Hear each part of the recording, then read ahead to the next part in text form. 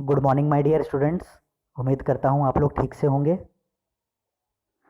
आज का लेक्चर जो है वो नॉन फेरस मेटल्स की सीरीज़ में कॉपर और कॉपर से बने हुए एलॉयज़ और इसके अलावा और भी चीज़ों के बारे में बात करेगा। तो मैं ज़्यादा देरी ना करते हुए आपको अपनी स्लाइड के ऊपर बात करना चाहूँगा कि कॉपर और कॉपर से बने हुए एलॉयज़ क्या होते हैं, उनकी प्रॉपर्टीज़ क्या होती हैं, उनके एडवांटेजेस क्या हैं, उनके डिसएडवांटेजेस क्या हैं। फार्मास्यूटिकल कंपनी या कोई भी अदर प्रोडक्शन कंपनी में कॉपर या कॉपर से बने हुए एलॉयज़ को कहाँ कहाँ यूज़ किया जाता है। मेरी स्लाइड को देखिए। Properties of copper and copper alloys. Number first is it is malleable and ductility, so easily fabricated. Second point, it has high electrical and thermal conductivity.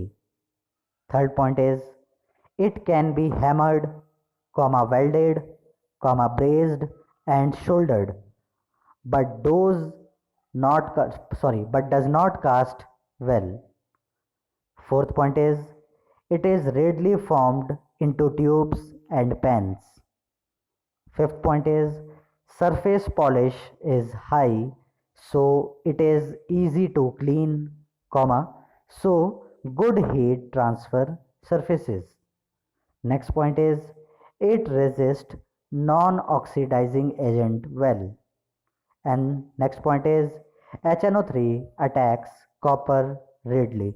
Means कुल मिला के अगर बात करें तो हमने इनसे पहले भी बात की है कि एक अच्छे मेटल की जो मेन प्रॉपर्टी होती हैं वो दो तीन तो होती ही होती हैं, जिसमें malleable, ductile, thermal, electrical conductivity, इन सब चीज़ों का बार बार जिक्र होता ही रहेगा। ठीक है, तो नॉन फेरस मेटल्स में भी वही बात है कि अगर जैसे कॉपर है तो कॉपर और कॉपर से बने हुए एलॉयज़, इनकी जो सबसे अच्छी प्रॉपर्टी होती है वो यही है कि it is malleable and ductility. Means आप इनको कन्वर्ट कर सकते हैं प्लेट्स में, चपटा कर सकते हैं। इसके अलावा आप इनको खींच के आप इनको वायर में कन्वर्ट कर सकते हैं। इनका फैब्रिकेशन आसानी से किया जा सकता है। सेकंड पॉइंट देखिए, इनकी जो इलेक्ट्रिकल और थर्मल कंडक्टिविटी है कॉपर और कॉपर से बने हुए एलॉयज़ की, वो अच्छी होती है। इसलिए आमतौर पर आपने इनको किसी भी कंपनी में या अपने घर में या और भी अदर जो इलेक्ट्रिक अप्लायंस होते हैं देखा होगा कि कॉपर के वायर, कॉपर और जो कॉपर से बने हुए एलॉय हैं उनके जो वायर्स होते हैं आमतौर पर देखने को मिल जाते हैं, क्योंकि इनकी इलेक्ट्रिकल और थर्मल कंडक्टिविटी अच्छी होती है। Next, it can be hammered. इन पे अगर आप हथौड़ा मारेंगे तो ये चपटे होके प्लेट्स में कन्वर्ट हो जाएंगे, जो मैंने बात पहले भी बताई आपको। इनकी वेल्डिंग बड़ी अच्छे से की जा सकती है, ब्रेस्ड किया जा सकता है, इनकी शोल्डरिंग की जा सकती है। ठीक है ना। इनको कन्वर्ट किया जा सकता है ट्यूब्स में एंड पैन्स में। इनकी पॉलिशिंग बड़ी अच्छे से की जा सकती है, इनको आसानी से क्लीन किया जा सकता है। तो ये कुछ प्रॉपर्टीज़ थी कॉपर और कॉपर से बने हुए एलॉयज़ की। ठीक है, सॉरी। अब चलते हैं नेक्स्ट स्लाइड की तरफ। जरा देखिए एप्लीकेशंस की तरफ कि एप्लीकेशन क्या कह रही हैं कि ये इंडस्ट्रीज़ में कहाँ कहाँ यूज़ किया जाता है। फर्स्ट पॉइंट है it is used for evaporator, pans, steels, fractioning columns. जब इवेपोरेटर बनाए जाएं, बड़े बड़े पैन्स बनाए जाएं, स्टील्स बनाई जाएं, फ्रैक्शन कॉलम्स बनाए जाएं, तो इन सब में हम आम तौर पर कॉपर या कॉपर से बने हुए एलॉयज़ को यूज़ करते हैं। इसके अलावा second point, for piping of cold water, gas, vacuums and low pressure steam. जो लो प्रेशर स्टीम होती है, भाप होती है, वैक्यूम्स होती हैं, गैस होती हैं, कोल्ड वाटर होता है, इंडस्ट्रीज़ में जो यूज़ किए जाते हैं आमतौर पर, उनके जो पाइप्स होते हैं या उनके जो डक्ट्स होते हैं वो कॉपर या कॉपर से बने हुए एलॉय से ही बनाए जाते हैं। ठीक है। नेक्स्ट है it is widely used for Organics and braving and food industry. इसके अलावा फूड इंडस्ट्री हो, ड्रिंक इंडस्ट्रीज़ हो, ऑर्गेनिक इंडस्ट्रीज़ हो, वहाँ पे भी कॉपर या कॉपर से बने हुए एलॉयज़ का यूज़ किया जाता है। Okay, next slide. अब बात करते हैं यहाँ से कि कॉपर के एलॉयज क्या होते हैं, वो किन किन चीज़ों से मिलके बनते हैं और वो इंडस्ट्रीज में कहाँ कहाँ यूज़ किए जाते हैं। सो कॉपर एलॉयज के बारे में देखिए। First point, this alloys include with zinc, comma aluminium, comma silicon, comma nickel, comma titanium etcetera. तो जैसे zinc, aluminium, silicon, nickel, titanium, इसके अलावा और भी चीज़ों को अगर हम अलग अलग रेशियो में कॉपर के साथ मिक्स कर दें तो जो एलॉयज निकल के आएंगे उनको हम कहेंगे कॉपर एलॉयज। जैसे फर्स्ट नंबर का जरा देखिए कि अगर कॉपर को जिंक के साथ मिक्स किया जाए, फर्स्ट पॉइंट देखिए आप, कॉपर जिंक एलॉय, ठीक है ना। तो कॉपर जिंक एलॉय का मतलब नाम से ही समझ में आ रहा है कि इसमें कॉपर को मर्ज किया गया है, मिक्स किया गया है जिंक के साथ, और उससे जो एलॉय निकल के आया है उसको हमने कहा ब्रासेस या ब्रास। आपने इसके बारे में सुना भी होगा, ब्रास, ठीक है। तो ये जो ब्रासेस या ब्रास है, ये जिंक और कॉपर के मिक्सअप करने से अलग अलग रेशियो में प्राप्त हुआ। अब इसकी प्रॉपर्टी क्या है? Their corrosion resistance is less than that of copper, so has limited applications in pharma plants। क्योंकि कॉपर की बनस्पत में ये कोरोजन रेजिस्टेंस जो क्षमता होती है इसकी ब्रास की वो कम होती है, इसलिए फार्मा इंडस्ट्री में इसको कम यूज़ किया जाता है। मैं इसको थोड़ा सा और आराम से ठीक तरीके से आपको बताना चाहूँ तो बस केवल इतना ध्यान कर लीजिए कि ब्रास फार्मास्यूटिकल इंडस्ट्री में कम यूज़ किया जाता है जबकि कॉपर ज़्यादा यूज़ किया जाता है, क्योंकि कॉपर में जंग कम लगता है और ब्रास में जंग लगने की जो क्षमता है वो ज़्यादा होती है कॉपर की कंपैरिजन में, ठीक है ना। नेक्स्ट पॉइंट है, they are easily worked and their tensile strength is greater than copper, ठीक है। इनकी जो टेंसाइल स्ट्रेंथ होती है वो बेहतर होती है कॉपर से, ठीक है। Now write down uses. जो यूजेस है इसको जरा देखिए, ये कहाँ कहाँ यूज़ किए जाते हैं ब्रास। ये यूज़ किए जाते हैं प्रिपेयर ट्यूब्स बनाने में यूज़ किए जाते हैं, कॉमा वॉल्व बनाने में यूज़ किए जाते हैं, नट्स, बोल्ट्स एंड रॉड्स, ठीक है। तो जब ट्यूब्स बनाने की बात होगी, वॉल्व बनाने की बात होगी, नट्स, बोल्ट्स और रॉड बनाने की बात होगी तो ब्रासेस का जिक्र आएगा। और आमतौर पर किसी भी फार्मास्यूटिकल इंडस्ट्री या किसी भी इंडस्ट्री में ये सारी चीज़ों का बने हुई जो चीज़ें होती हैं वो ब्रास की होती हैं, ओके। नेक्स्ट सेकंड है, अगर कॉपर को टीन के साथ एलॉय किया जाए तो अगर कॉपर प्लस टीन अगर मिले तो बन के आएगा ब्रॉन्ज। आपने इसका नाम भी सुना होगा, कांस्य, ठीक है ना। तो ये ब्रॉन्ज होता है।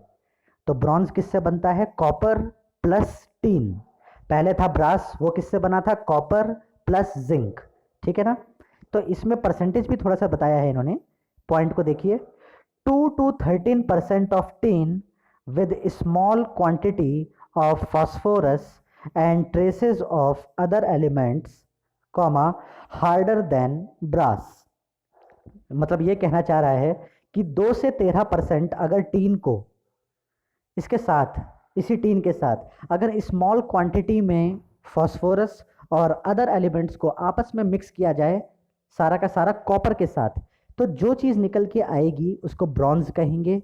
और ये जो ब्रॉन्ज होता है ये ब्रास से हार्ड होता है, ठीक है ना। अब ये ब्रॉन्ज कहाँ यूज़ किया जाता है वो देख लीजिए यूजेस में।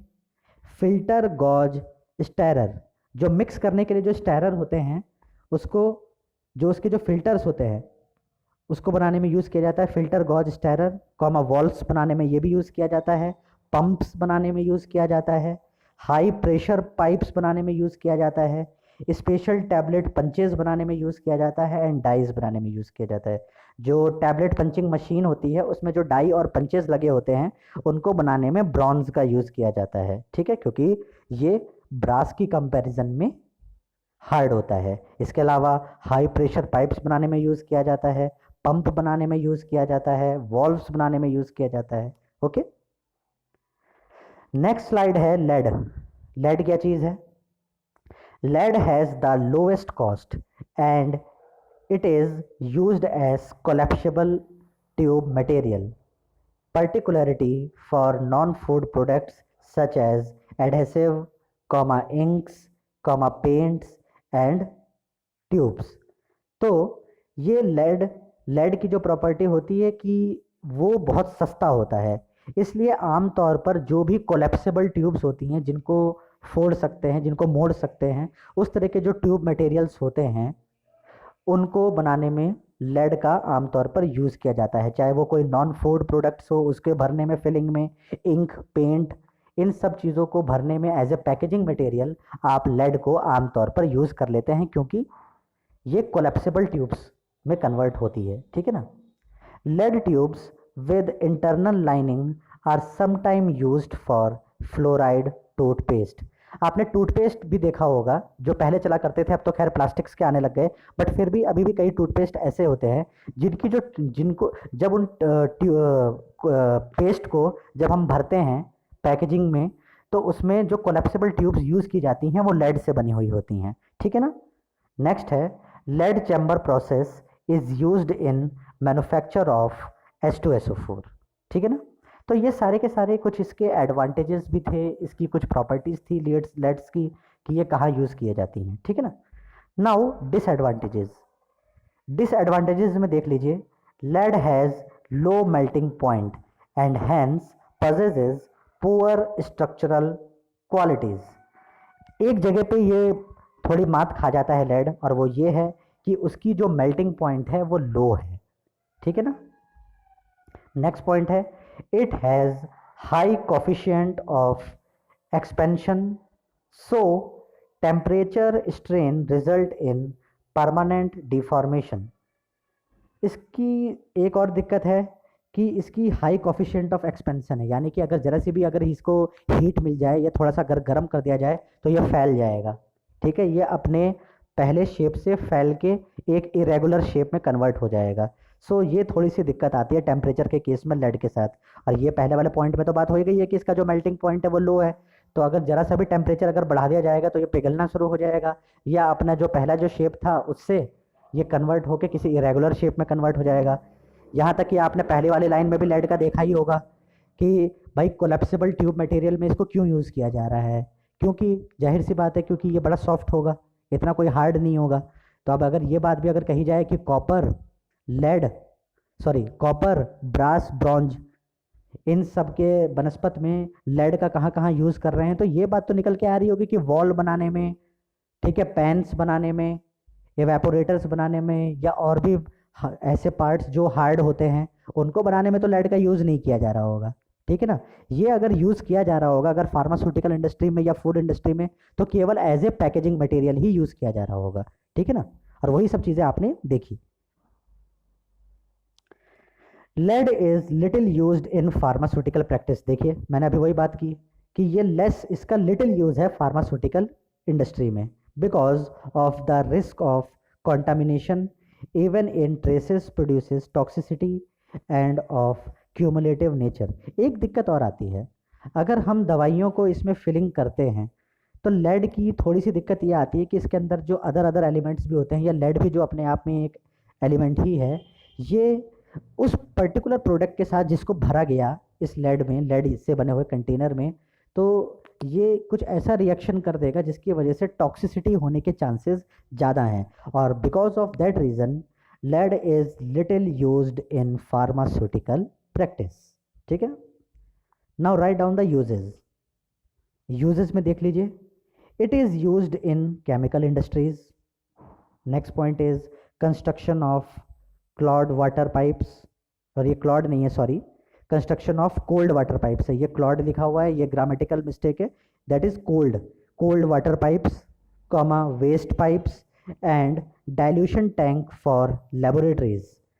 ठीक है ना। तो इसके अलावा जो कोल्ड वाटर पाइप्स होते हैं, वेस्ट पाइप जिसको ड्रेनेज पाइप कहते हैं, और डाइल्यूशन टैंक जो लेबोरेटरीज में यूज़ की जाती हैं, उनके पाइप्स को बनाने में लेड का यूज़ किया जाता है। Lead alloys and modification. अब लेड में जब इतनी दिक्कतें हैं कि ये इतना हार्ड नहीं होता, इसकी मेल्टिंग पॉइंट कम होती है, टेम्परेचर ज़रा सा पड़ने पर ये अपनी एक फॉर्म से दूसरी फॉर्म में, एक इरेगुलर फॉर्म में कन्वर्ट हो जाता है।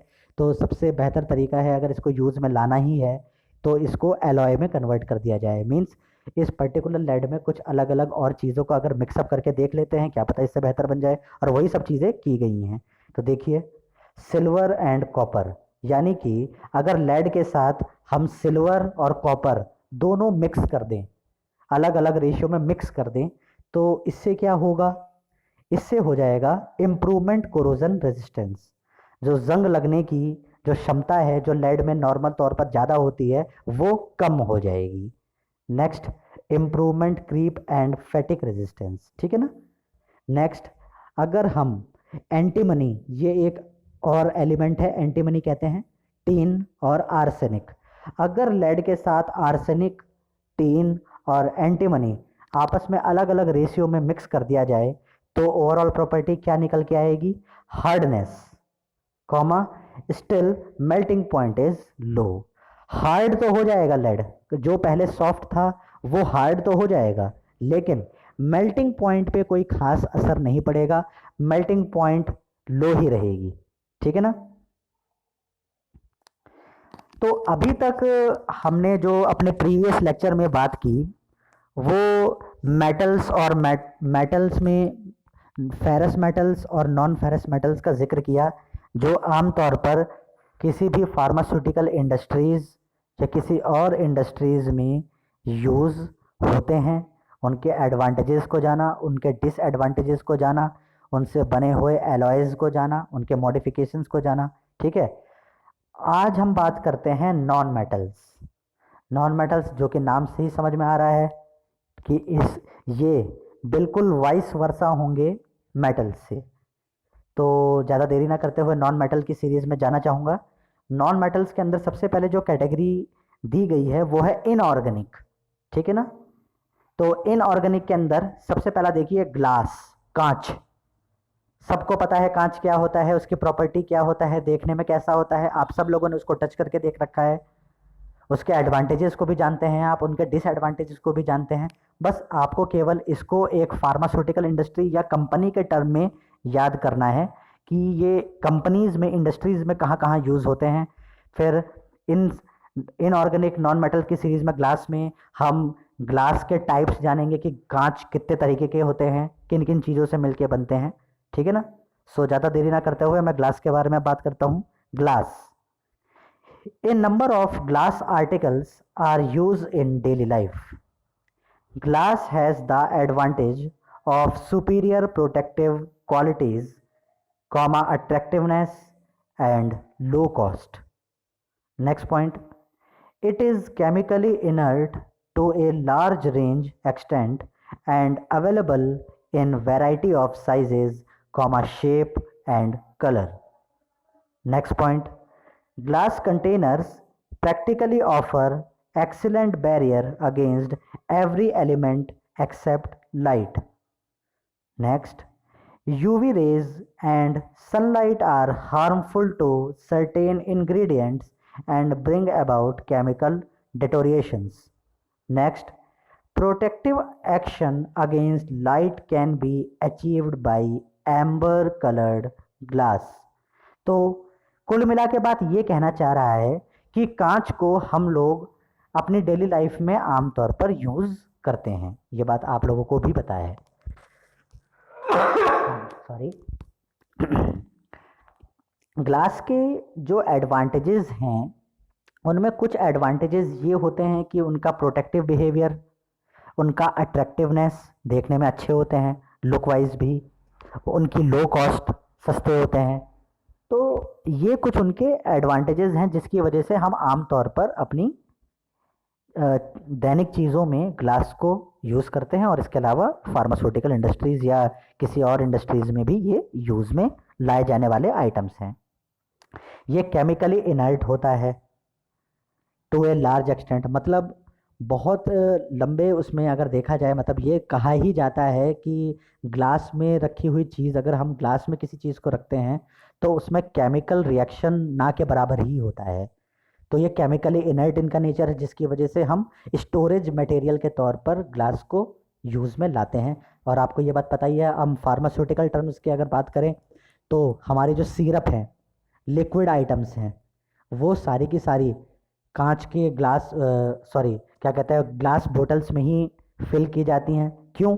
क्योंकि केमिकली इनर्ट नेचर होता है इसका ग्लास का, तो रिएक्शन होने के जो चांसेस हैं, केमिकल रिएक्शन होने के चांसेस जो होते हैं वो बिल्कुल ना के बराबर होते हैं। तो हम अपने आप को सेफ मानते हैं कि हाँ, अगर हमने इसके अंदर अपनी लिक्विड प्रिपरेशन, अपनी सिरप प्रिपरेशन रख रखी है तो वो लंबे समय तक बच के रहेगी।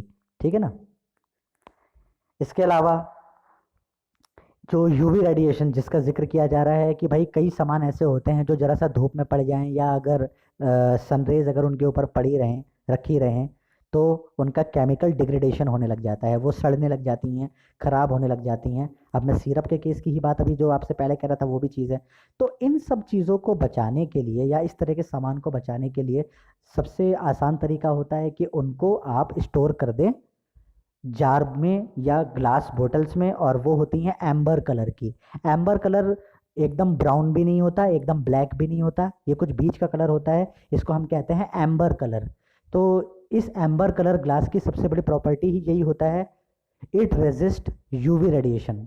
ये अल्ट्रा वायलेट रेज जो पड़ती हैं सामान पे उनसे बचाता है। ठीक है ना। तो ये पूरी स्लाइड ने इन्हीं बातों का जिक्र किया। नेक्स्ट है प्रोटेक्शन अगेंस्ट आईआर रेज। इसके अलावा ये यूवी रेज के अलावा ये आईआर मतलब इंफ्रारेड रेज से भी बचाता है। Can be obtained by using green glass. अगर हरे रंग का ग्लास है तो हरे रंग का ग्लास में अगर किसी सामान को अगर रखा जाए तो वो किस चीज से बचाएगा? इंफ्रारेड रेज से। ठीक है ना। अब इनके जो डिसएडवांटेजेस हैं वो भी देख लीजिए। The disadvantages are its fragility and weight. Weight में थोड़ी सी दिक्कत तो आती है क्योंकि कांच से बनी हुई कोई चीज़ है तो वेट ऑब्वियसली अपने आप बढ़ ही जाएगा, वेट ज़्यादा होता है। एंड फ्रेजिलिटी, टूटने फूटने के चांसेस तो आपको पता ही हैं कि ये भी इसकी सबसे बड़ी दिक्कत है। ठीक है ना। नेक्स्ट है glass is considered as super cooled comma through it is seen in solid state. The constituents are present in amorphous state. तो ग्लास की एक प्रॉपर्टी आप लोगों को और पता है कि ये सुपर कूल्ड लिक्विड है, यानी कि जब ये बनाया जाता है तो ये लाल लाल एक लिक्विड स्टेट में होता है, रेड रेड कलर का दिखने वाला पदार्थ होता है, लिक्विड होती है ये। लेकिन जब इसको बिल्कुल लो टेम्परेचर पे एकदम ठंडा कर दिया जाए तो ये एक सुपर कूल्ड लिक्विड में कन्वर्ट हो जाता है, सॉरी सुपर कूल्ड सॉलिड में कन्वर्ट हो जाता है। तो इसीलिए कहा गया है कि glass is a super cooled material. मतलब एकदम गर्म था, गरम गरम चीज़ को तुरंत ही ठंडा कर दिया जाए तो उससे जो चीज़ बन के आएगी वो सुपर कूल्ड होगी। ठीक है ना। इसके अंदर जो प्रेजेंट रहने वाले जो मटेरियल्स होते हैं, जो चीज़ें होती हैं, वो एक एमरफस स्टेट में होता है, यानी कि पाउडर फॉर्म में होते हैं। ठीक है ना। Glass is composed of the following constituents. अब ग्लास बनता किन किन चीज़ों से है, जरा इन चीज़ को देख लीजिए। सैंड, रेत, सैंड, सिलिका प्योर SiO2, ये बेस मटेरियल होता है। मतलब जो मेन मटेरियल होता है वो होता है सैंड या सिलिका प्योर SiO2। ठीक है। इसके अलावा सोडा ऐश, जो सोडा होती है उसकी राख, सोडा ऐश। ठीक है। और ये होती क्या है? Sodium carbonate Na2CO3। ये सोडा ऐश या सोडियम कार्बोनेट को हम इस सैंड में, ये सिलिका SiO2 में क्यों मिक्स करते हैं? To improve the properties. ठीक है। इसके अलावा जो तीसरी चीज़ होती है उसको हम कहते हैं लाइमस्टोन। और ये लाइमस्टोन क्या होता है? Calcium carbonate CaCO3। तो CaCO3 डालने से क्या हो जाता है? Improve the properties. ठीक है। नेक्स्ट कलेट, जिसको हम कहते हैं ब्रोकन ग्लास। और ये ब्रोकन ग्लास क्या होते हैं? फ्यूजन एजेंट के तरीके से, मतलब इन सारी चीज़ों को आपस में चिपकाने में, मिलाने में यूज़ किए जाने वाला आइटम होता है ये। ठीक है ना। तो आज तक के लेक्चर में बस मैं आज इससे ज़्यादा अभी नेक्स्ट स्लाइड के बारे में बात नहीं करूँगा। अभी बस इतना बात बता देता हूँ कि आज हमने कॉपर से बने हुए एलॉयज़ का जिक्र किया अपने लेक्चर में। इसके अलावा हमने लेड का जिक्र किया। लेड के बाद हम नॉन मेटल की सीरीज़ में पहुँचे। नॉन मेटल की सीरीज़ में आज हम लोगों ने ग्लास का जिक्र किया। जब मैं अपने नेक्स्ट लेक्चर में बढ़ूँगा, जो नेक्स्ट लेक्चर आएगा, तो उसमें मैं बात करूँगा types of glass, types of glass के बारे में उनके बारे में ये बताऊंगा कि ये जो टाइप्स ऑफ ग्लास हैं ये किन किन चीज़ों से मिलके बनते हैं, उनके एप्लीकेशंस कहाँ कहाँ होते हैं, ठीक है, एंड देन फिर ग्लास स्टील। ठीक है, ओके, थैंक यू।